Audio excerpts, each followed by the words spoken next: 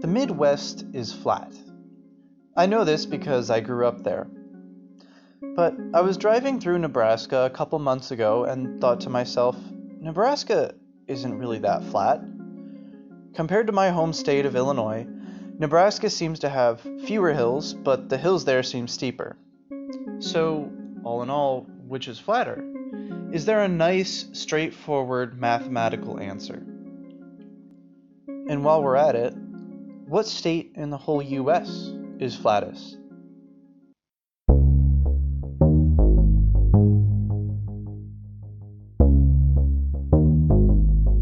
I'm not the first to ask this question. In 2003, there was a paper from the scientific humor journal, Annals of Improbable Research, of whether Kansas was flatter than a pancake.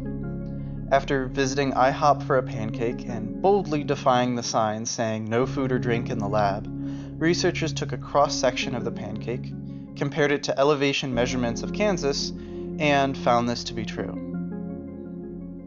11 years later, two researchers from the University of Kansas, Jerome Dobson and Joshua Campbell, published a paper in a real scientific journal, the Geographical Review, talking about the flatness of states. The study did verify that Kansas was pretty flat, but it was only the 7th flattest state in the US. Delaware, Minnesota, Louisiana, North Dakota, and Illinois, yes, were flatter. The number 1 flattest state in the entire US was Florida. Nebraska wasn't even all that flat, it was 19th. So why is that not the end of this video? The question of the flattest state hinges on the meaning of one word: flat. What does it mean to be flat? A horizontal plane is perfectly flat. If it's tilted, it's still pretty flat, but less flat than if it were horizontal. A bump in a flat plane makes the plane not flat. If the bump is taller, it's less flat. But what about these shapes? Which is flatter? Or these shapes? Or these shapes? Flatness isn't a straightforward thing with one obvious and even agreed upon measure. In fact, in 2014, Mark Smith, the Associate Professor of Water Research at the University of Leeds, wrote a paper titled Roughness in the Earth Sciences that referenced over 400 research papers measuring roughness in different ways. Even Professor Smith's summary of these methods wasn't straightforward. It consisted of 4 different categories and 4 different subcategories within each category. So flatness and roughness are actually really complicated. In the coming videos, I'll be explaining the oddities of 7 different methods measuring flatness of states. At first glance, it may seem that all the differences in how to measure flatness don't really matter. I disagree.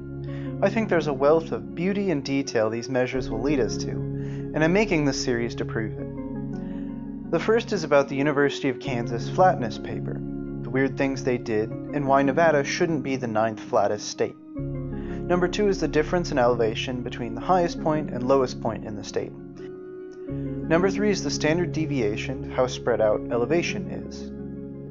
The next 2 are measures of roughness common in geography. Number 4 is the Melton Ruggedness Index. It's similar to measure 2, relief, except that it's divided by the square root of the area of the region you're interested in. This makes sense. If a region covers the same range of heights but in a lot less area, then it would feel more rugged. Number 5 is the Average Terrain Ruggedness Index. This is an easy thing to compute in the 1990s when this measure was developed.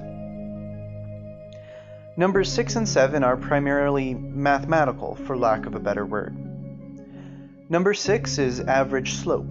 Pick a point in the region you're interested in and measure the slope in the downward direction. Do this for all the points and then take the average. Finally, number 7 is the ratio of total surface area to projected surface area. We'll be exploring these measures in the next handful of videos, finding outliers and highlighting interesting stories. So stay tuned. Special thanks to Grant Sanderson, aka 3Blue1Brown, and the ManIm community for developing ManIm, the math animation library. Support me on Patreon if you'd like me to be able to make videos like this more often. If you liked the video, leave a like. I'd also love to hear your thoughts. And finally, to see more of this in the future, consider subscribing. Thanks for watching.